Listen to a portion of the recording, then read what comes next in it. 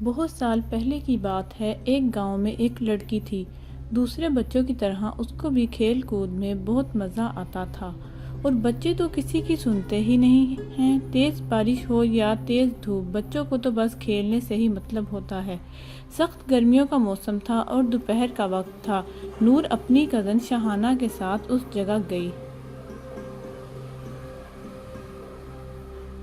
جہاں وہ ہمیشہ کھیلنے جاتے تھے۔ وہ جگہ ان کے گھر سے تھوڑی ہی دور تھی۔ وہاں پر ایک درخت تھا جہاں پہ بچیوں نے کھیلنے کے لیے ایک جھولا لگایا ہوا تھا۔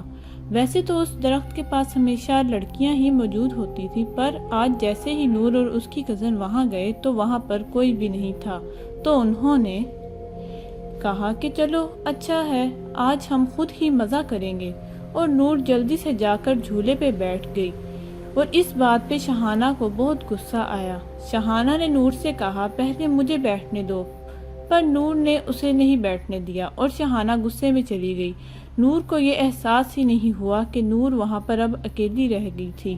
اچانک نور کو محسوس ہوا کہ جیسے اسے کوئی جھولے دے رہا ہے، اور آہستہ آہستہ اور تیز ہوا میں جا رہی تھی۔ اب وہ خود بھی ڈرنے لگی تھی کہ یہ اس کے ساتھ کیا ہو رہا ہے۔ نور وہاں پر چلانے لگی، پر وہاں کوئی بھی نہیں تھا جو اس کی مدد کرتا۔ نور کو عجیب عجیب آوازیں سنائی دینے لگیں اور اچانک سے جھولے سے گر گئی اور بے ہوش ہو گئی۔ کچھ دیر بعد جب اس کی آنکھ کھلی تو اس نے دیکھا کہ وہ اپنے ہی گھر میں ہے، پر وہ کچھ بولنے یا کچھ کرنے کی حالت میں نہیں تھی۔ وہ سب کو بتانا چاہ رہی تھی کہ اس کے ساتھ کیا ہوا، پر وہ کچھ نہیں بول پا رہی تھی۔ دن بہ دن اس کی حالت خراب ہوتی جا رہی تھی۔ اس کے ماں باپ نے ہر ڈاکٹر ہر حکیم سے بات کر کے دیکھ لی، پر کوئی بھی اس کا علاج نہیں کر پا رہا تھا۔ اور ایک دن نور کے بابا کسی بزرگ کو لے آئے اور اس بزرگ نے ان کو بتایا کہ نور اب زیادہ دن زندہ نہیں رہ سکتی، کیونکہ وہ پوری طرح غیب کے قبضے میں آ گئی ہے۔ پھر بھی اس بزرگ نے اپنی طرف سے پوری کوشش کر لی کہ وہ نور کو بچا لیں، پر کچھ دن بعد ہی پتہ چلا کہ نور اب اس دنیا میں نہیں رہی۔